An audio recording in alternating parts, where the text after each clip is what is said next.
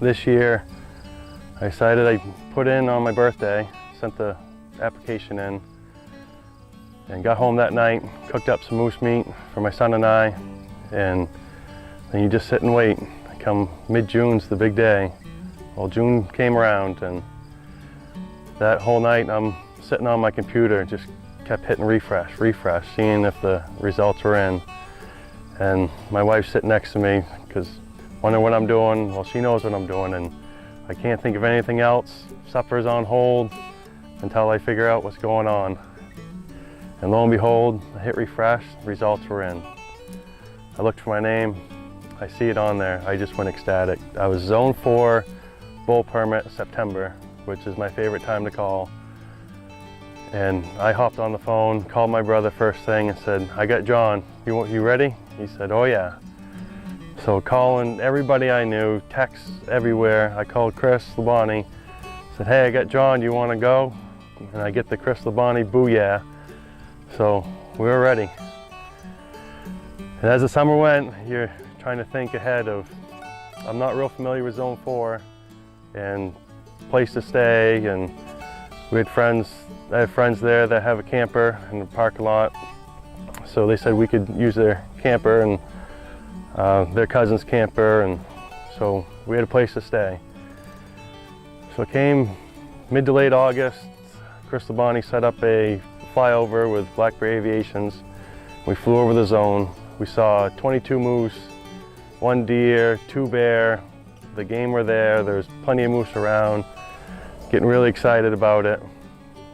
A couple weeks after that, I drove up for the weekend, just drove roads, learning the area, learning the different places around. And the weekend before the hunt, my brother and I went up again, searching around. We saw some moose, found some real nice areas, some light sign. The weekend before the hunt, we got there. I left my work at noontime, truck packed, trailer packed, with chest cooler, or the chest freezer, right packed full of ice, coolers full of ice. It's one of those things, you get a pack for 10 days. You might be gone that Monday, you might have to stay there. It might warm up, that's what all the ice was for. So I got up there on Friday, set camp up. My brother and Chris rode up following each other, and it was getting dark, so we still had a little time. So I said, hey, let's head out, we'll do some quick scout. I know a road right close by, we'll try that. We started down that. We came up on a bull moose standing right in the road. He was in the 40s, definitely a shooter.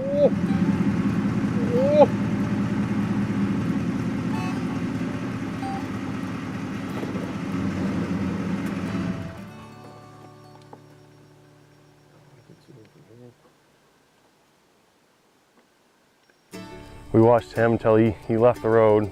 We rounded the corner, went down to a cutting, and did some light calling. We had a response, but it was getting dark, so there's no way we're gonna be able to wait to see him.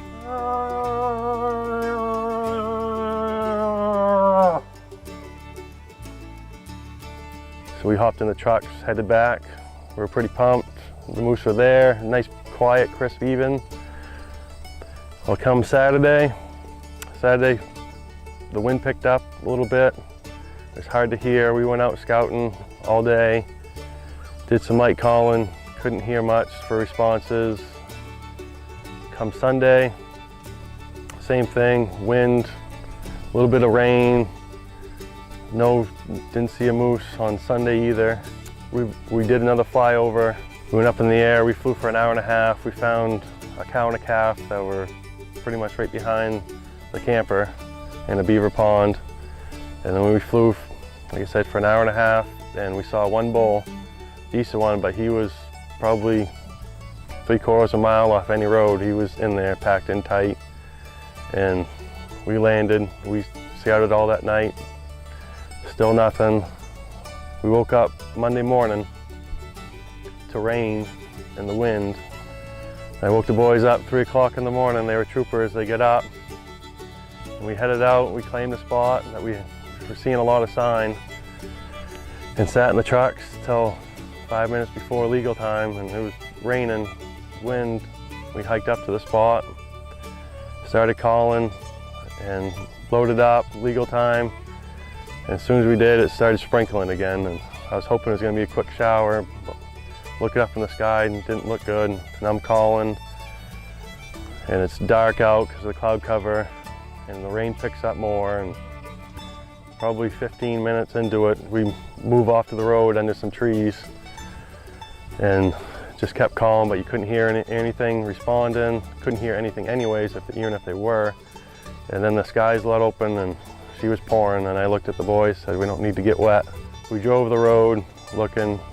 On the way out, we met a guide with a truck full of hunters and a truck behind him. So it was a little discouraging. So we got back to the trucks and hiked to another spot off that road and called, and we didn't hear anything. My brother and I walked back to the truck. Chris was behind us, and we're talking of where to go. And there's a loop that we normally did when we scouted that area. And we talked about doing that, and Chris showed up and said, you guys, we going to Harvester Road? I said, well, it's not a bad idea. Let's do that. And there's a good spot there. We could set up, eat breakfast, and call on. So we headed there. We pulled in the spot we wanted, and there was a truck already parked there. So we turned around. There's another spot we liked real well. It's probably 900 yards of a grassy road with a bog at the end. So we parked on the top of that and called and cooked breakfast and ate. And I said, well, we might as well head down and just check it out. So we walked down. There's fresh sign from last time we were there. We looked around a little bit, called at the end, couldn't hear much, and we decided, well, we'll walk back and we'll go hit another spot. And walking back, not too far from where we stopped, I see my brother stop, and he's looking in the woods. So I stopped, and I'm looking, and I heard the grunt, and he looked at me, and was that a grunt? Oh yeah, that was a grunt. So we set up, we started calling a little harder, and he was zigzagging up in the woods, but he wouldn't come out. And then he started going upwind of us, which is strange. I knew there was a beaver pond behind there that might have held him up, but if he was by himself, he would have still gone through it and got downwind of us to see what we were. But I figured he was cowed up. So I looked at my brother and I said, are you ready for an adventure?